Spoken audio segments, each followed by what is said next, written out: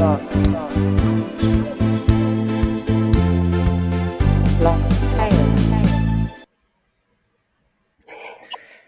and welcome to a new episode of Blocktales. My name is Sarah. I'm the Managing Director of Blockchain Founders Group. And today I have Veronique with me. She is VP Group Compliance and Managing Director at Bitpanda. And I'm really looking forward to hearing everything about your career and how you got there. Thank you for being here. So maybe let's start with a very quick introduction of yourself, and then later on we will talk a lot more about in depth about your experiences and everything else. Great, thank you. Great pleasure to be here. I joined Bitpanda in December 2021 as the managing director of the German subsidiary in Frankfurt, and also as the group compliance officer in Vienna for Bitpanda Group. So a really interesting experience so far, but more to come. Perfect. Thank you so much.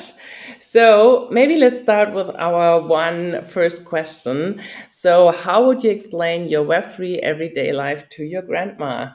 The content is the same as ever, but the technical translation is different.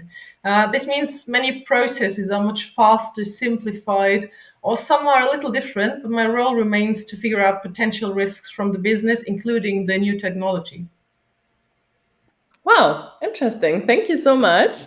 Yeah, that's true. Especially in your role, I think the things are the same, but with another color. Let's put it that way. So maybe, how did you get into blockchain in the blockchain space? What brought you there? How did you get interested in the topic? So yeah, let us know about your personal story a little bit. I was curious, and I perceived an increasing interest from the financial community and experienced leaders in the industry. So I watched the developments, but I was still uncertain to really join it. Then sometime later, I got an invitation from Bitpanda for an interview with their C-levels. And it was such a good atmosphere, and I really liked the mission and strategy of Bitpanda, and they convinced me to take the risk and step into this new world. So you didn't start learning on a private basis. So you really made the switch to the blockchain space with Bitpanda. Now I heard of the topic. I think at a bit sometime before MT Gox failed, and I heard of this new crypto topic, and I was looking at it, but I was not really trusting it. Then MT Gox happened, and I thought, well, good decision You to got not be part of it. But later on, I heard from a colleague of mine that it might be an interesting option, and I bought such a physical ledger. Bought it and had my first trades, and I know I opened this account and set up the password, and I thought, oh, I'll miss it. One day I'll miss it. I'll never get to those assets again. I was so nervous that I do something wrong. I had 18 different passwords to get that final word to open the wallet again. And I thought, oh goodness, if I do something wrong, all is gone. So I I invested my first money in Ethereum when it was below 200 euros. So some time Good ago, choice. but I really invested a very small piece because I was not sure if I would ever see it again. And I thought, don't risk too much. What was a wrong decision finally? Yeah, but you never know. It wasn't for sure that things evolved that way. So yeah, I had a similar experience with very little small But you money. hear all of these stories like, oh, someone lost his password and is digging somewhere in the dirt to finding it, or find a hard drive or whatever. So I thought, don't invest too much. But I was wondering, and I thought, well, why is it so difficult to set up such a wallet? Why is it so hard, and why do you need to take so many risks? And risk to lose all your funds. So I really like the idea of Bitpanda having a fully regulated setup to ensure you have your investor protection like in any other asset class as well. And you're also able to invest from €1 on, because that was not possible at the first exchanges I was trading. So you had to buy what was offered. Fractions were more expensive, and there was a lot of fee as an add-on. So it was not that easy. Now this has completely changed. So you can really set up your can really create your own wealth, and invest in crypto without those risks of losing the wallet or losing access to it, and have also the privilege of being fully regulated. If I compare it to in Germany, for example, we are a fully regulated institution, so I have to apply to all the requirements that are also apply to a bank. And I think this is a main difference. Now we also have MiCA in place, or not yet in place, but it's already approved on European level, so will be implemented within the next 12 to 18 months. And it will further align and ensure a level playing field throughout Europe. But for now, it's really an advantage being part of a regulated entity, because there are so many local differences. And with Bitpanda, I really found a provider that enables clients to hold their funds and have them safe. I think this is maybe coming back to the topic of being fully regulated, because maybe like the first question that came up to my mind is, who else is fully regulated? I mean, I know so many exchanges, but to be honest, I don't know who is like also fully regulated and who is not. Maybe you can tell us a little more about that, and also what it means. So in your personal everyday life, but also what are the regulations that really Bitpanda is taking care of. I think this is like a super interesting topic. Yeah, indeed. In Germany, there is only a small number of regulated providers, and not every one of them is providing services to retail clients. So it's not much yet.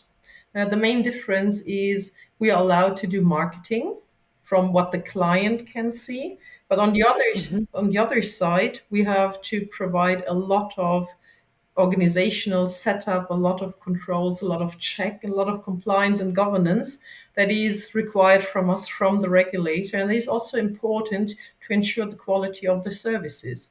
So, for example, we apply to the minimum requirements on risk management, the so-called MA-Risk in Germany, but we also apply to the German Banking Act, to the capital adequacy requirements, and many other requirements that are in place for banks, and ensure that there is stability, that developments like we've seen them outside of Germany and in the crypto world do not happen to us, like the FTX topic, for example. So there is a minimum requirement on internal controls that is needed.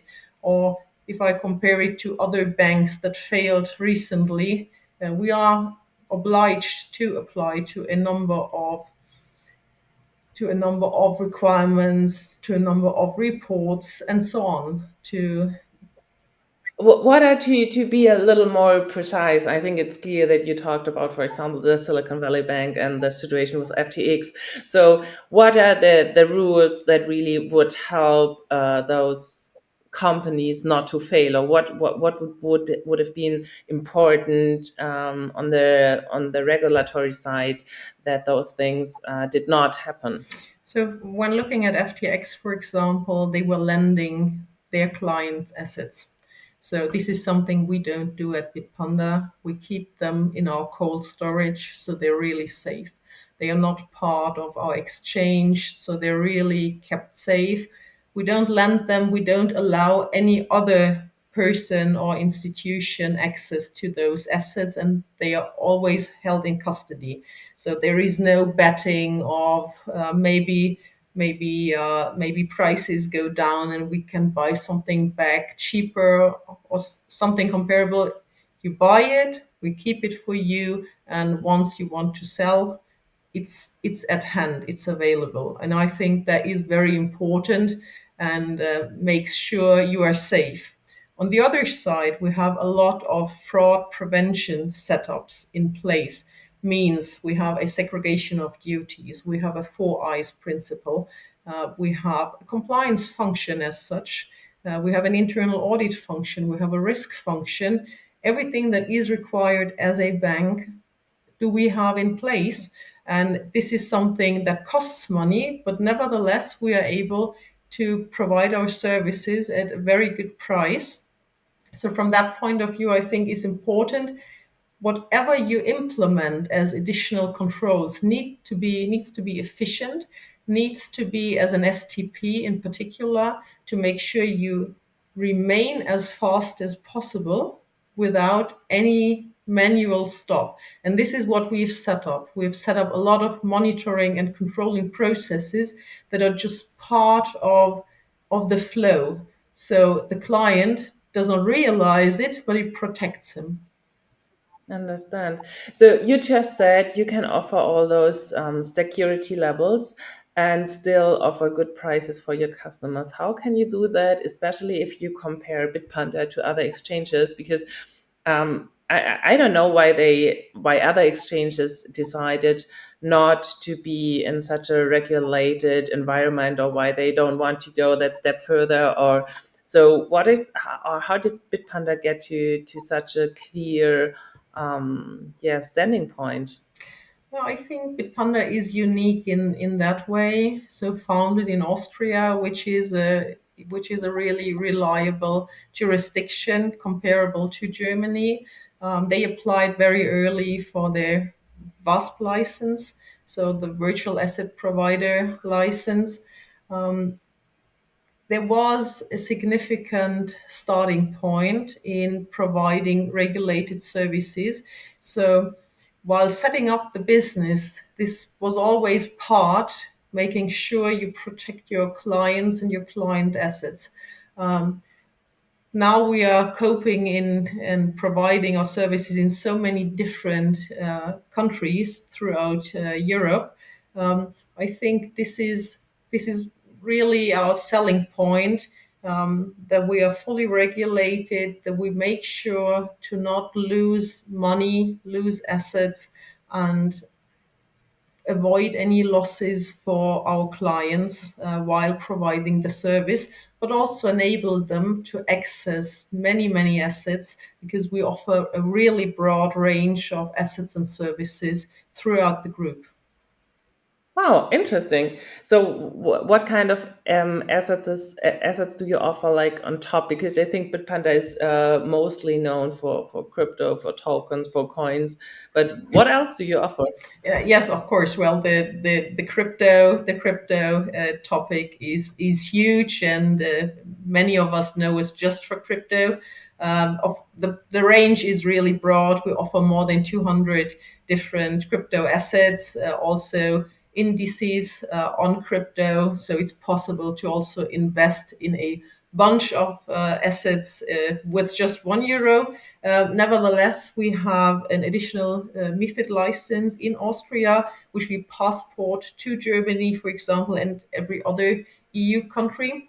So it's possible to also buy stocks, fractional stocks and shares. Interesting. Uh, I didn't know that either. we offer metals, we offer derivatives. So really different ways to invest money at different risk levels, of course. So it's in particular interesting. Also, if you just have your strategy is just buy and hold, you can buy and, for example, stake your crypto assets, or you invest in an ETF to maybe start saving money in a huge index like S&P 500 or something. So all is possible, and the stocks we provide is more than 2K stocks. So and you start with €1 each. So it's That's really a perfect. huge. So you're trying to cover everything or like a huge range or a variety of possibilities. And you also told me that on the other hand, you start working together with corporations or together with banks to also enable banks to sell crypto, right? Indeed, indeed. So on one To offer hand, it. well, we try to do anything to be as comfortable as possible for our clients. So the customer journey is very important to us because it's what you first see from a company. But there is some kind of impediment to register with a new company. It's much more comfortable if you are able to just click on a button and buy crypto or buy other assets with your well-known bank. You are a client for maybe decades. So Yes. this is something we are adding. We have a lot to offer because it's interesting for the banks because they increase their revenues. Usually they don't offer crypto.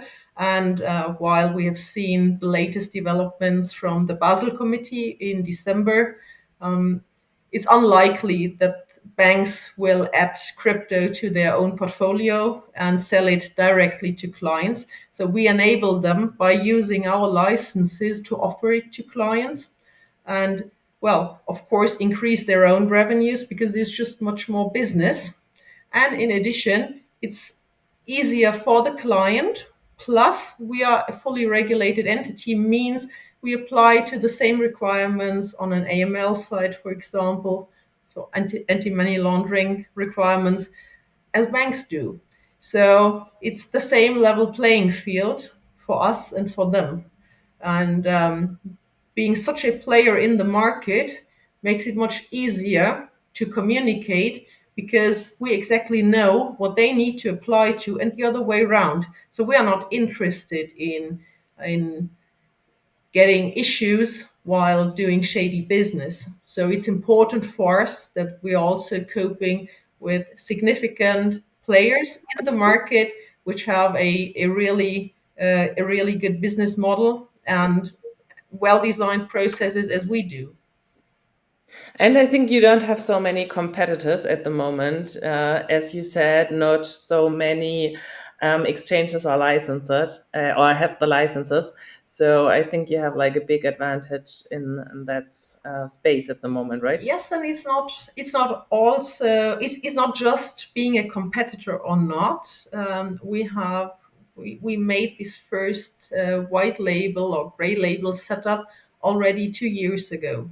So we have a lot of experience coping with our partners, how to set up the due diligence and compliance piece, how to design the processes to really stick them together, and being able to also cope with huge volumes, like you might see it in the next bull run. So from that point of view, I think it's important to have a partner that is not just holding all the licenses you need as a bank or financial institution. It's also important that you have people on board who are able to cope with it, who are able to do the operational stuff and ensure that there is reporting on the ground and so on. So everything you really need while going live, while launching it. Interesting. Okay.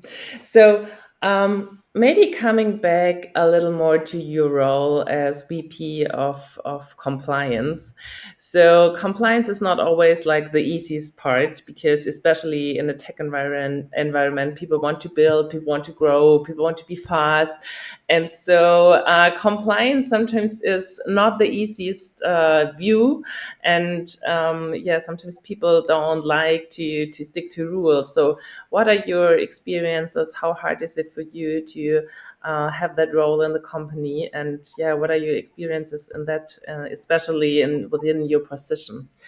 I think it's it works both ways. So there is always something you can do to be not just seen as someone who avoids business, who limits business, or who's forbidding new products. I think it's important, and there is also something that helps us in particular with the German regulation. We have a new product process, for example. So we are involved at a very early stage while creating the product. So what does that mean? It means that compliance becomes an enabler of business because we discuss at a very early stage with our developers, with our product teams, also our sales and marketing teams, what is possible, what is allowed, what could we do, how could it look like from a technical perspective, what are the risks, what checks do we need, what reporting do we need, how do we inform the market, the regulators, and so on. So it's a lot about communication and how to put it. And I think this is a very creative piece of compliance that many people don't just know.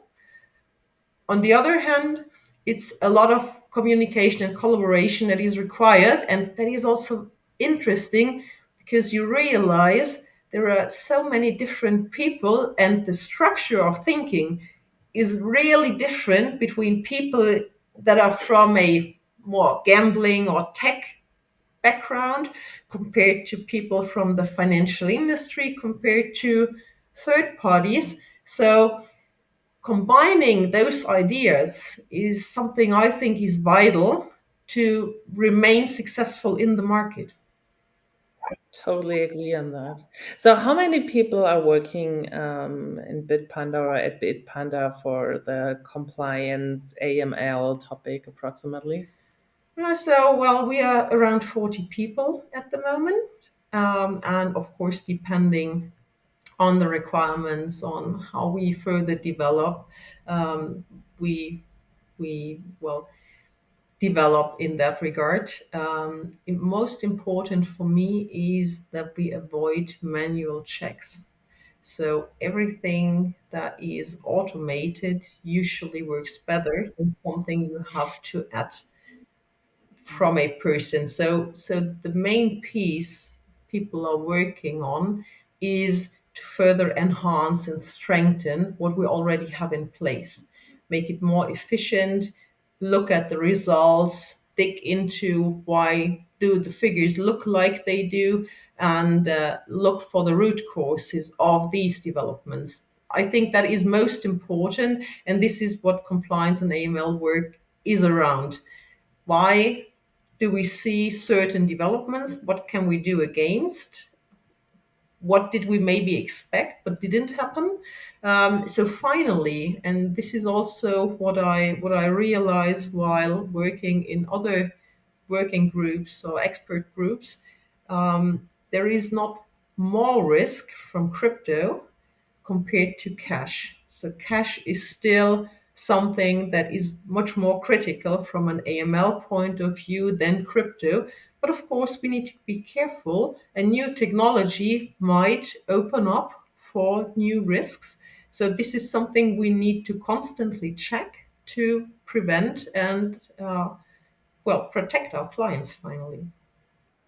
Can you maybe explain? You just said that from an AML perspective, cash is a lot more critical or difficult. I guess because cash can be handed over at any certain point of time and any certain location, and nobody knows what is happening. So, is it that what you meant, or do you have like any other thoughts in your mind? Well, finally, you have an audit trail when with every crypto transaction. So everything is on the blockchain. Of course, you maybe don't know whose wallet it is, but you can follow the money. You can follow the trail in the blockchain. So there is one day you can identify the person who is the beneficial owner of this money, of this crypto. This is not that easy when looking at cash because Of course. there is just nothing. So I'm always surprised if I see fraud on crypto happening, like in Bitcoin or Ethereum, because there is no worse medium than than crypto. blockchain. Because you're at the moment you are just lacking the KYC piece of it, but that'll develop. So there is further regulation on the way to also identify these wallets, and it might take some time until you can identify everybody. Um, but that will happen. So it's nothing for sure. Usually it takes some years, and of course it's frustrating if you are the one who has suffered a loss. But finally the person is found. Of course, money could be gone by then, but there will be a fine afterwards. So from that point of view, um, I would choose cash. Yes, I think this is super interesting because, like, still people think like blockchain is super anonymous, which is totally not the case, like you just explained. And what you also said, even if the KML is kind of missing, or this is like a black spot, or it's a white spot basically, so we have like often we don't know who's behind a certain address or behind a certain wallet, but nevertheless, because blockchain is like saved really forever, you it doesn't matter when we do have the technology or the possibilities to do the KML, it will be possible. And so even if people don't think about that risk today, so it might happen in the future that we or whoever will be able to find out who's behind all those addresses. And so it's interesting that still people think like blockchain technology is anonymous, which is just not the case, as I just said. Do you have any like interesting stories to share on that point, or anything that just comes to your mind? So, well, there is so our blockchain analytics providers usually issue reports of what they have perceived, and you realize that sometimes 8 or 10 years after a fraud has happened, people get caught, and that is, I think, a quite good signal to see that even if it takes some time, you are finally caught and you will be fined. You are in front of a court, and this is this is something I think it needs to be more prominent and needs to be communicated much more. But that's how it goes. Because I think it will help with the prevention. If people are really clear about that possibility that even 10 years later they can be caught, maybe there would happen a lot less.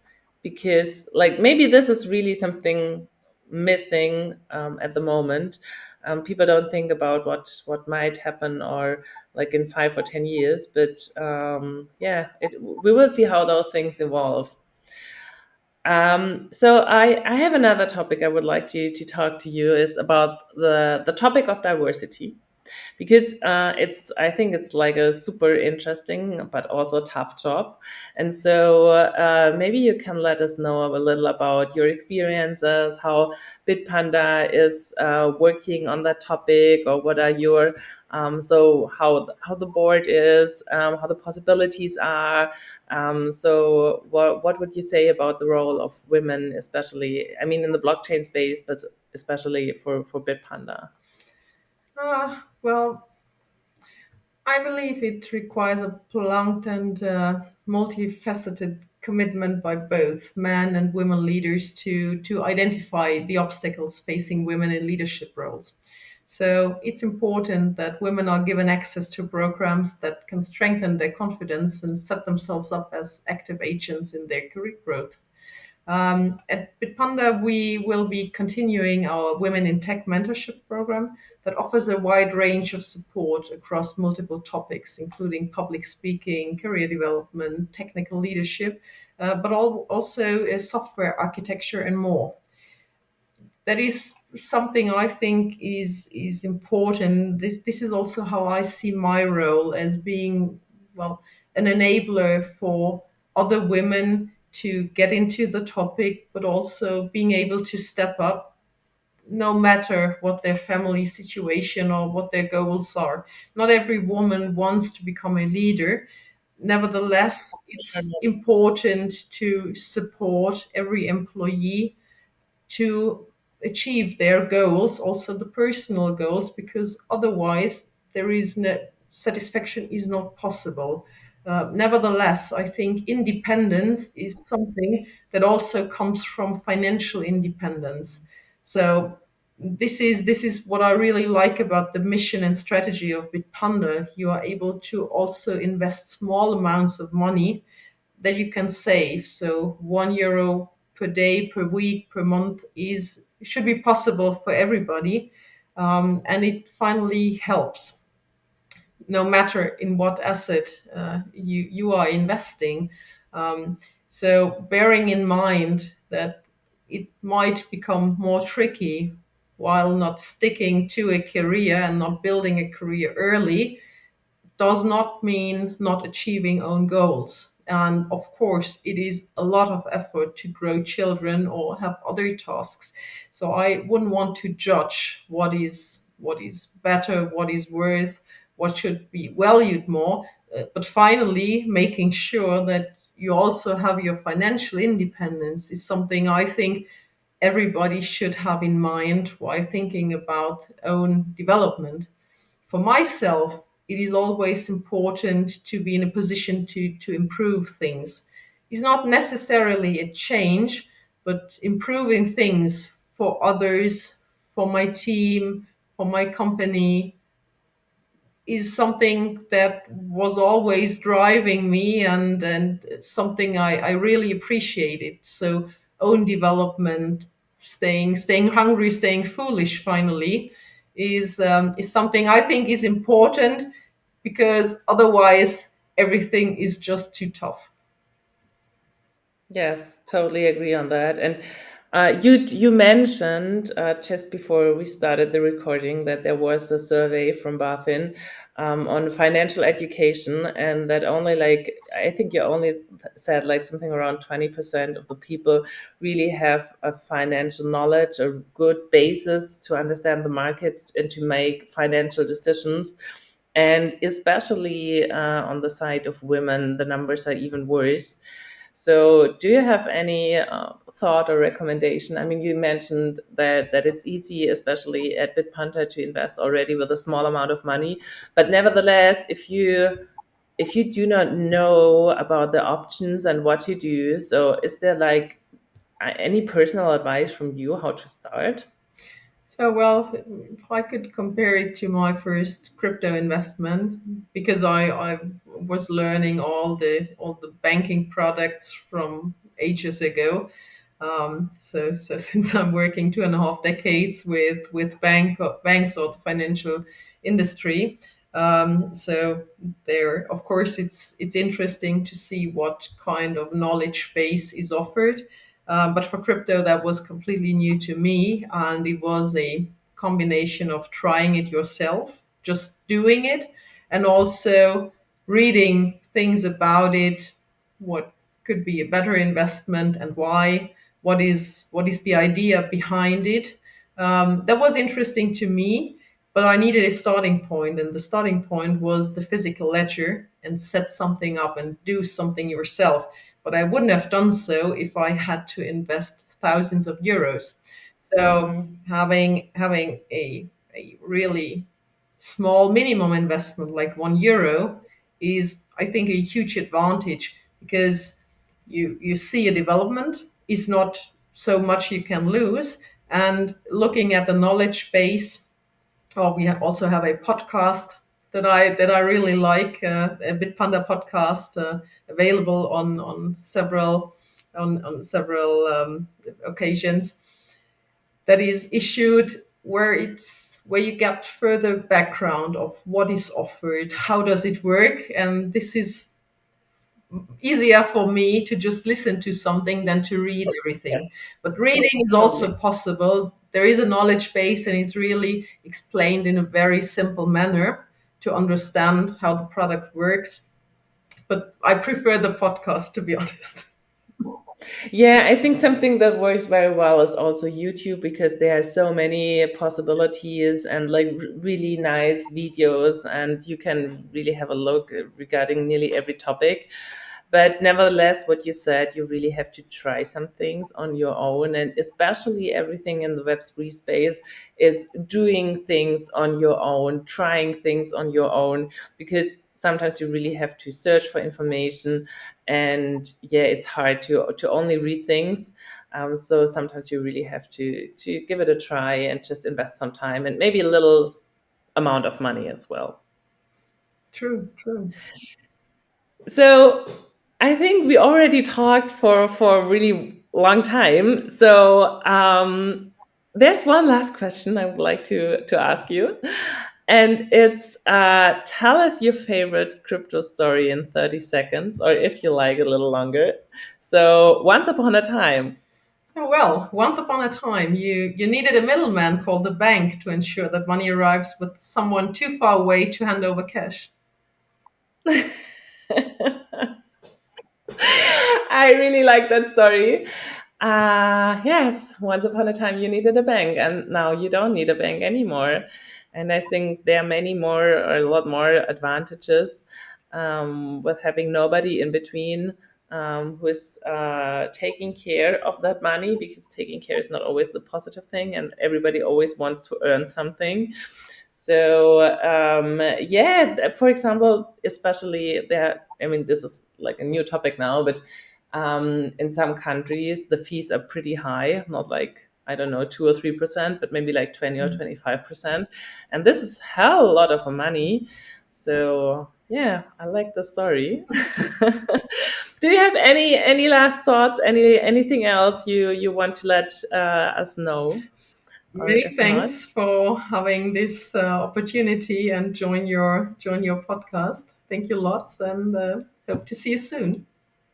Perfect. Thank you so much. It was really, really interesting. I learned a lot. And yeah, thank you for all those explanations. Thank you. Bye. Bye.